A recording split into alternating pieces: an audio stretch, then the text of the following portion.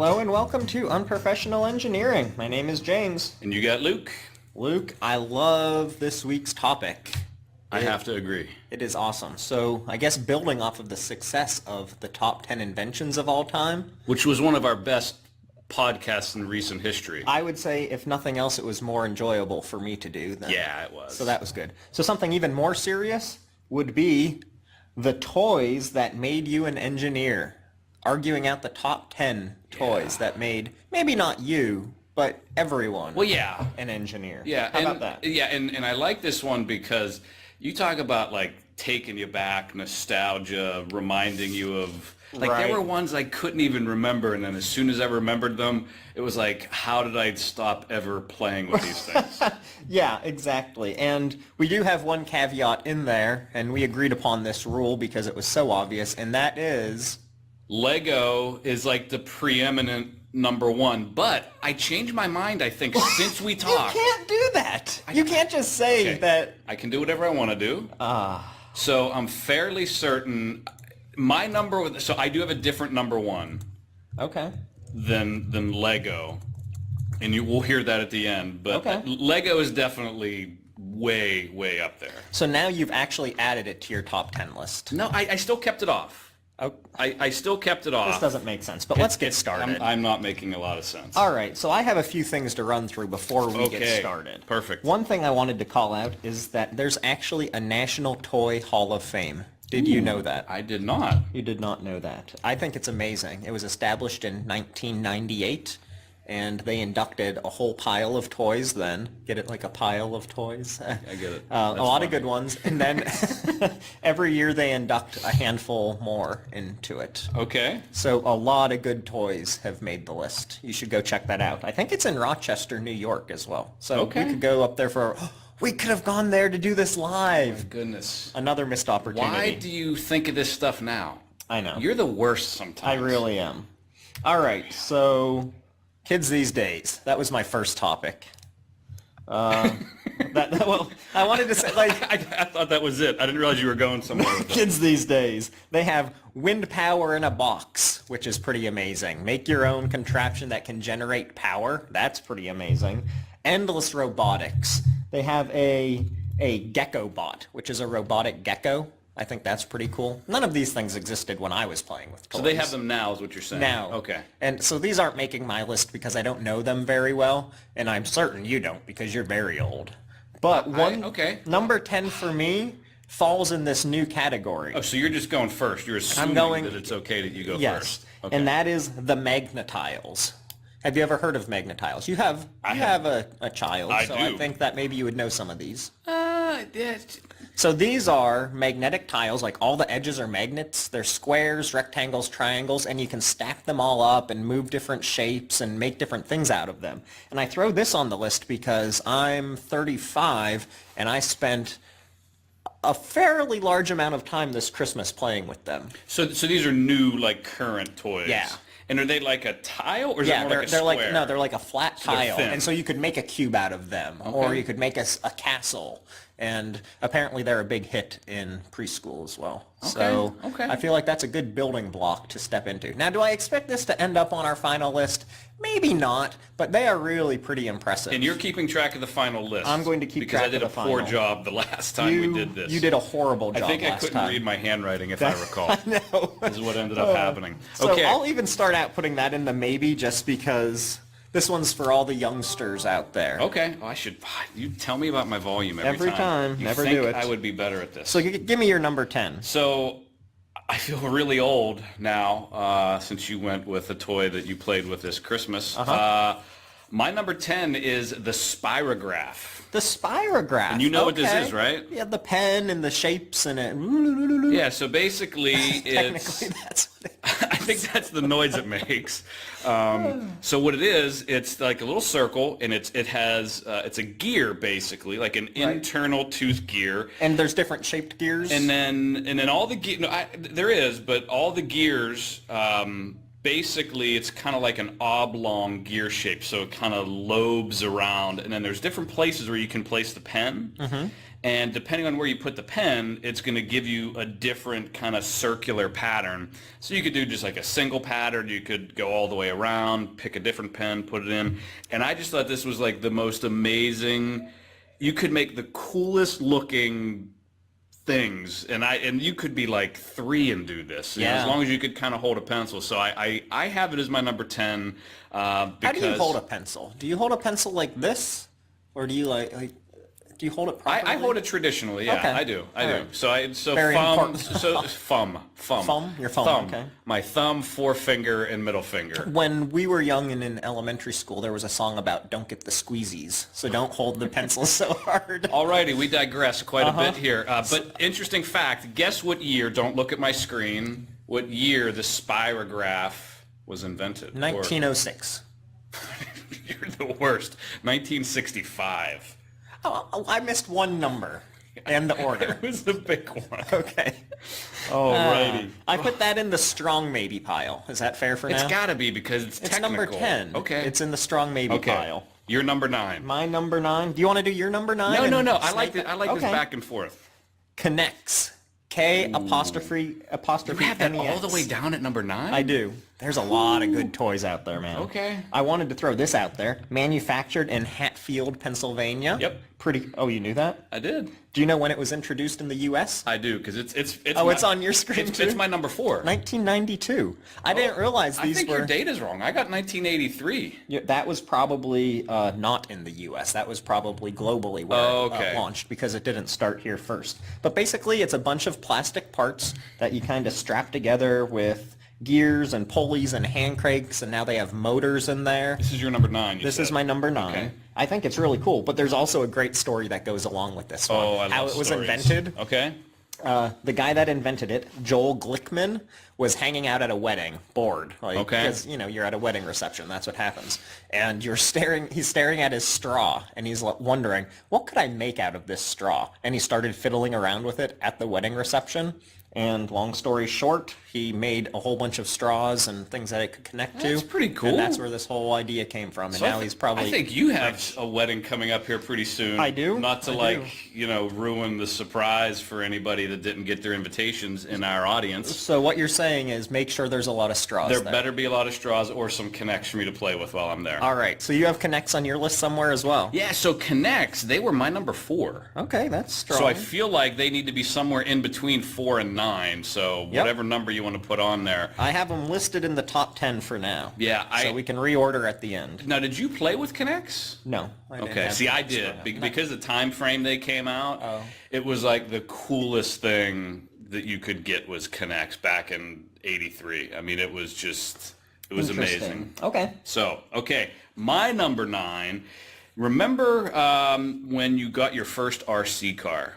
I do. See, and I'll have a story for you about this. Okay, great. So it's not technically an engineering toy, but what I did whenever I got my first little RC car from Toys R Us, the thing was like $65. It went like 7 miles an hour. Yeah. It was the worst. The battery lasted like, 9 minutes. And I always took things apart. That was the coolest thing about the RC car, and the reason why I have it at number 9 was because I used to always take it apart. I'd put it back together. They had little shocks you could like mess with, and you could take them apart and swap out springs with your friends. So I loved RC cars. Okay, I like that one. I have it on my honorable mentions. Ooh. Just because, again, like you were saying, it's not necessarily engineering, but you take it apart and they're the best. And so 2 things. One, the reason I got my first job is because in college, one of my professors had us model in SolidWorks an entire RC car. And so since I knew how to use SolidWorks, I got my first job out of college. That's pretty cool. So that was cool. Interesting story. But the first RC cars my family got, so I have an older brother. He got the one that you could just drive around. I was younger, so I got one that had like the wire tethered onto it. So I literally had to walk around driving this thing all over the place. That's the worst. It was very disappointing when I had once I was capable. It was a great idea because I was no good at it. But once I got older and was still driving it around, walking it, I was like, oh man, I'm tethered. Yeah. So there's that. Alrighty. Yeah. I like All right, that one. I have that one on the maybe pile still. Okay, so that was my 9. You're 8. So I know you love this one, and I can't read your list because my eyes are bad, but I just know because you're old, you like this one. Wow. It would be Lincoln Logs. Oh my goodness. They're pretty sweet, right? So I actually, they're on my honorable mention. They're not even on my top 10, so I have them, but they're honorable mention. Wow, so I'm surprised by that. Let me throw this out there. Okay. Fun fact. Do you know who created them? Abraham Lincoln. Close, but not really. How about do you know when they showed up? They were, it's a long time. I'm going to say 1872. 1916. That was kind of a James guess right there. That was a horrible guess. But they were invented by John Lloyd Wright, Frank Lloyd Wright's son, his second son. I think I knew that it had something to do with Frank Lloyd Wright. Yeah, and it was the mold of the toy was based off the Imperial Hotel in Tokyo, which his father had designed. That's an amazing hotel. If you've ever seen pictures of it, you should Google it. It's amazing. You should Google it, and I should Google it after this. It's amazing because I've never seen it. I'm a big Frank Lloyd Wright fan. A pretty cool backstory to something. That's a great especially backstory. Because that's an epic toy. Everybody knows the Lincoln Yeah. Logs. I don't know. I'm sure you had them because you're old. But like you stack them up, and did you have the tiles or like the long thin boards for the roof? Yep. And then you could put like a chimney on the top of it. Yep. What we would do whenever I was a little kid was we would all bring our Lincoln Logs together, and we would build like these absolutely amazing. Because you typically got that stupid, you got like 15 of them in like one box. Yeah. You could make like one little teeny tiny house. Right. So what we did was we would always get them all together and build them, and I used to steal everybody's. I was just going to ask, how did you know whose was whose? Well, I would mark mine. Oh, you're smart. With an L, and then if they didn't have theirs loser. marked, I would for Luke. Burn. I would take them and I would mark them and say they were mine. Okay, very cool. Sorry, guys.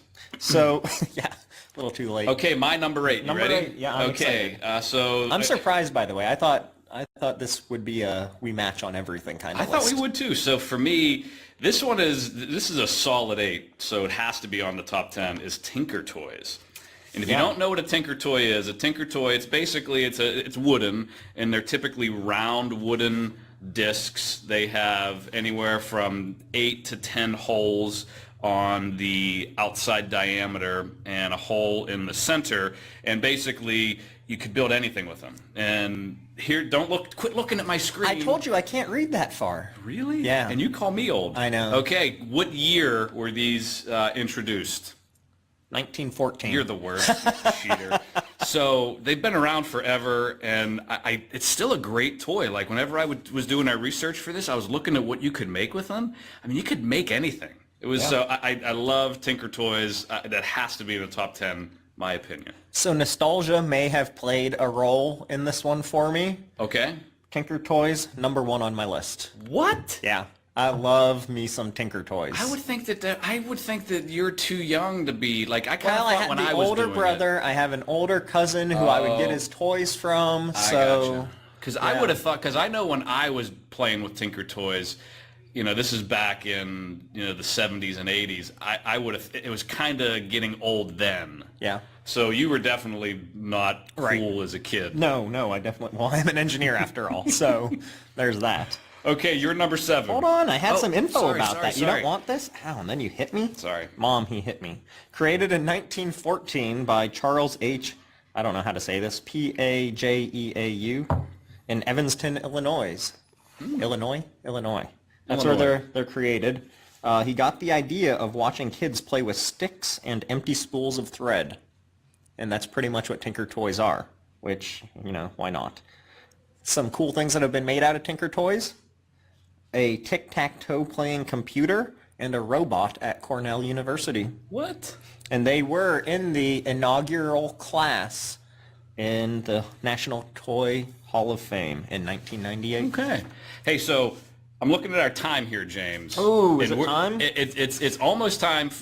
I say we just do the shout out. The shout out, because we're about halfway and we got a lot more to do. Right. So we got to speed this up. All right, shout out this week. Our sponsor doesn't exist, never does. It's cool.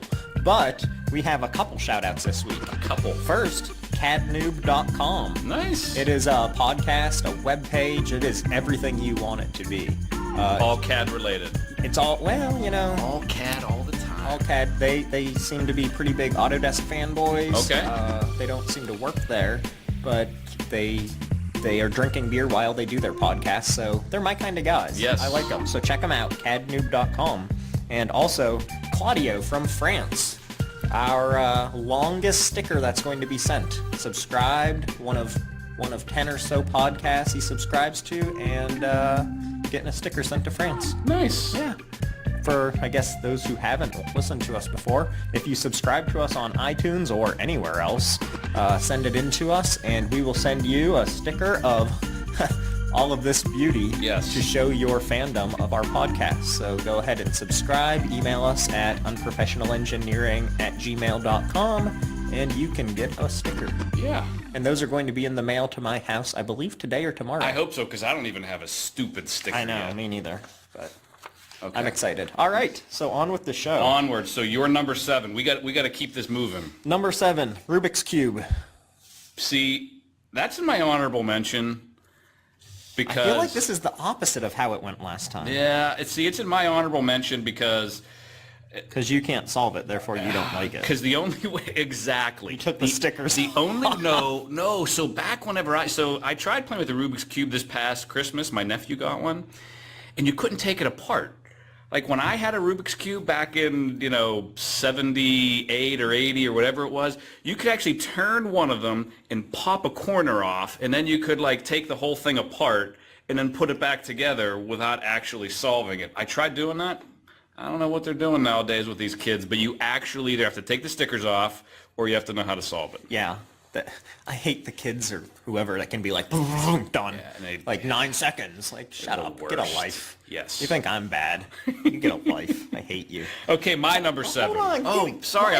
You just jump in and then you don't go. You're like, sorry. well, he didn't actually research anything because I didn't. Created in 1974 by a Hungarian sculptor / professor. Do you know what and I wanted to bring this one up because I wanted you to guess what are the 6 colors. Now, why is this extra fun? Because Luke is colorblind. I'm going to say it's 6 colors. Red, green, blue, yellow, orange, and purple? White. White? There's a white one? Yeah, that was very good. I'm impressed. I don't think I would have gotten 5 of the 6 right without having it written down, and I'm not colorblind. So good for you. Wow. This was also pretty amazing. Over 350 million cubes have been sold worldwide. That's crazy. Yeah. Okay, your number 7. My number 7. So it's the Radio Shack 160-in-1 electronic project kit. So that gives me a headache just saying it. So it was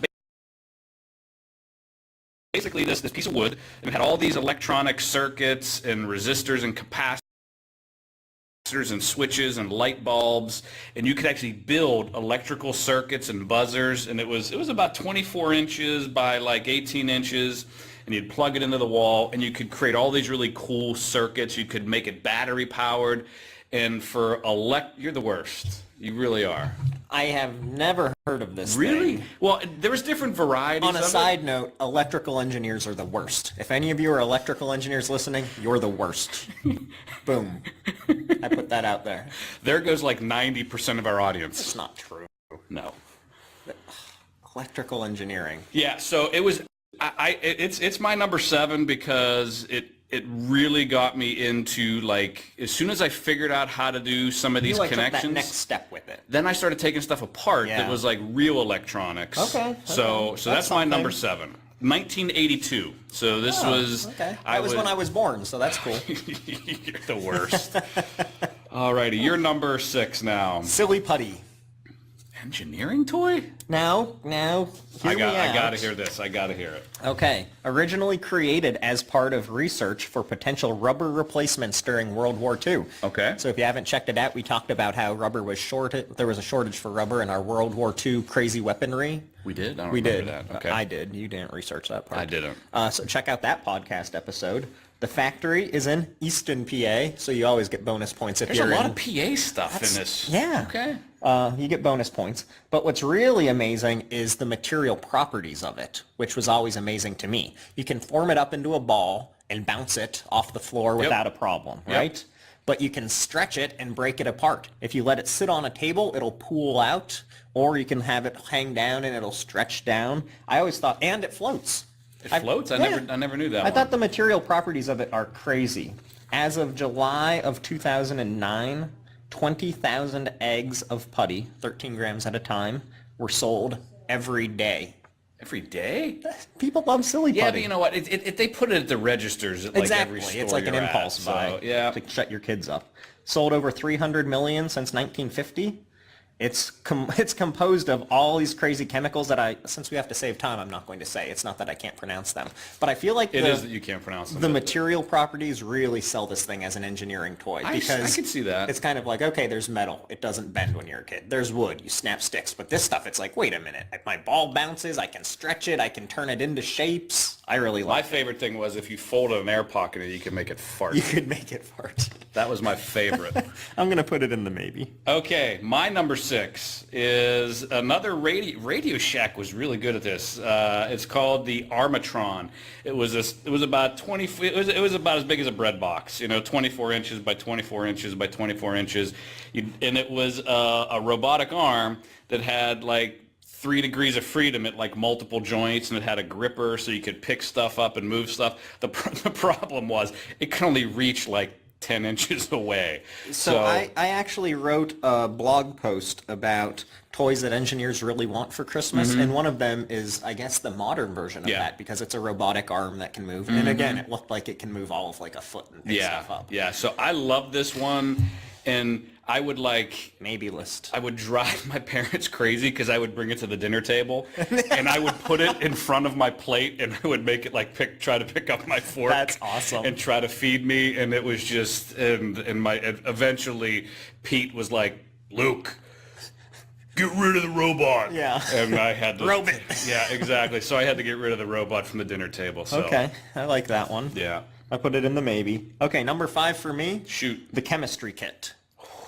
How did I forget the chemistry I felt kit? like this is a good one. That's and a if really for good no, one. I didn't look anything up. I didn't come up with a name for it. I don't remember the one we had. I know but what I remember rolling matches around in some sort of chemicals, and it would change the color of the flame. Yeah. And it blew my mind that I could make a green flame or a blue flame or anything.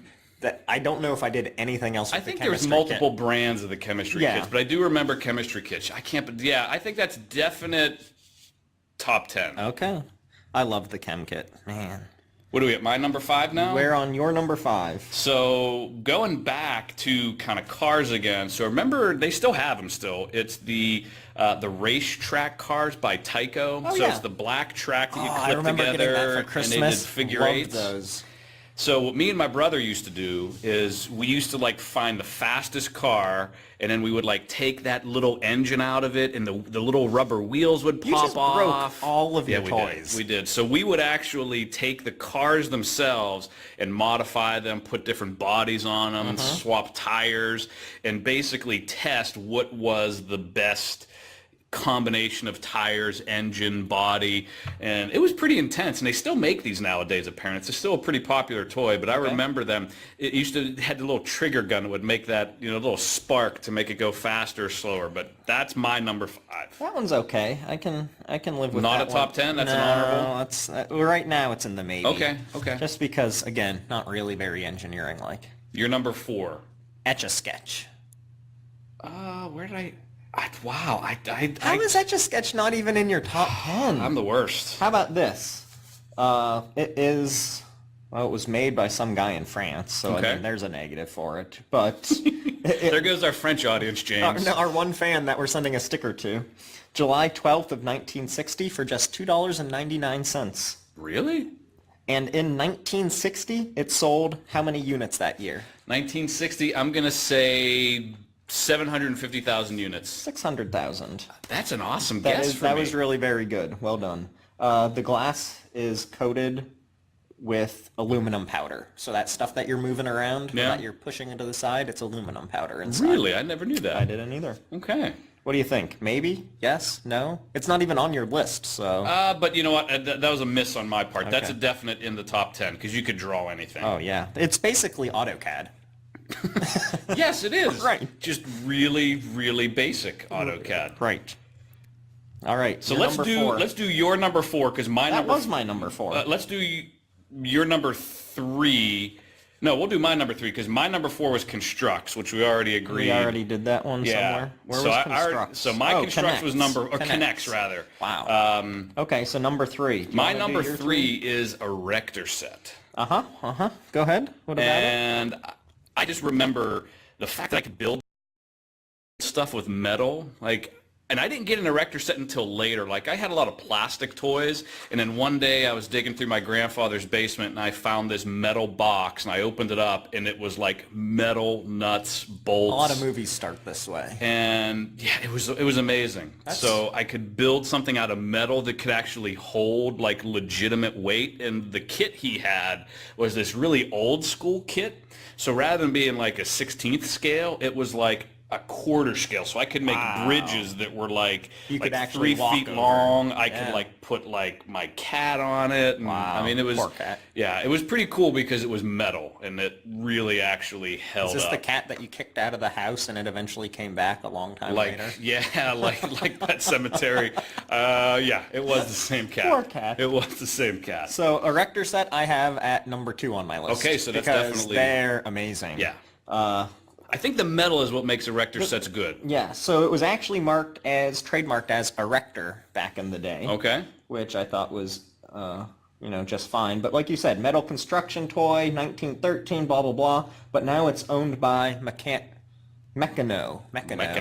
Which I actually just finished my Meccano pirate ship the other day. That was the same thing, like the metal things and nuts and bolts. That's pretty cool. It's difficult to do when you're older and you have these like arthritic fingers and carpal tunnel. Very, very challenging. But I love those things. Good. They're great. You're number 3 now. Number 3, Play-Doh. I still didn't make it. How am I missing these? I'm so bad at this. Play-Doh. I think that's in the top 10. I agree. I totally miss Play-Doh. Composed of flour, water, salt, boric acid, and mineral oil. I used to eat so much of that stuff. Oh, yeah. Created in Cincinnati. And now they trick kids because they have the things that like make the food shapes. Yeah. I mean, how doesn't that get I used to eat a lot of Play-Doh. And explains a lot about you. I'm sure it does. It was actually created as a wallpaper cleaner in the 30s. And then it got... Apparently. Okay. And then it got remarketed to schools in the Cincinnati area in the 50s, and ever since it's been a smash hit. I love Play-Doh. And I mean, it's still going stronger than ever, probably. We used to bake ours if we wanted it to. Did you ever do that when you were a kid? To get it hard and stay harden that way? It and stay? Yeah, you used to dry it out. Okay, what do you have? Okay, my list is now finished. We hit the number 2 and 1 for me. Okay, so then I'll do my last 2, and then we'll put these in order and wrap it up in the last 2 minutes here. So my number 2 was any old electronic. So you are the worst. This is why you don't have Play-Doh, because you just make up random stupid things. No. So I had that Radio Shack at my number 7. No, I'm not even writing this down. But what happened was, as soon as I realized how you could take stuff apart, what I used to do was I used to take like old alarm clocks and like VCRs and anything that was old that my parents were getting rid of. My parents would give it to me to take apart. And it was the most amazing thing, is to take stuff apart and put it back together. And electronics, as long as they're not plugged in, are usually pretty safe. Not so bad, yeah. So all you parents out there who are like going out and buying your kids all these crazy gifts, just take like your old VCR. It's like give them a box instead of a cat with a box. Cut the cord off. So cut the plug off. If you still have a VCR, by the way, come on. I have 2. So cut the cord off so they can't ever plug it in, and then just give them a screwdriver and let them take it apart. It's the most amazing thing ever. So my number 2 is any old electronics. Could you try and improve on things with your number 1? Yes. So my number 1. If you say like a stick or something. No. My number 1. This was. Oh, this brought back like tears practically. We're running out of time. It's called Capsella.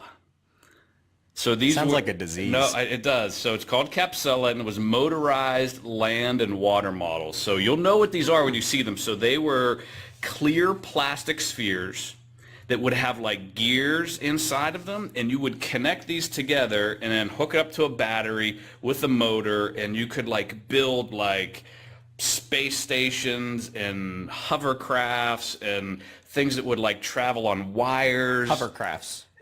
They floated. They had these little yellow... That's not a hovercraft. Well, you know what I mean. It was a boat. Did it hover? It did not hover. You're the worst. So they had these little yellow balls that would float, so you could like put a little propeller. Okay. I'll put it on the top 10 It was the most amazing Since it thing clearly made ever. your childhood. I will put it on the top 10 It was the most list. amazing. Okay, so let's review where we're at here. We have Capsella on there. That's got to be like top 5. Maybe. We have Play-Doh, Erector Set,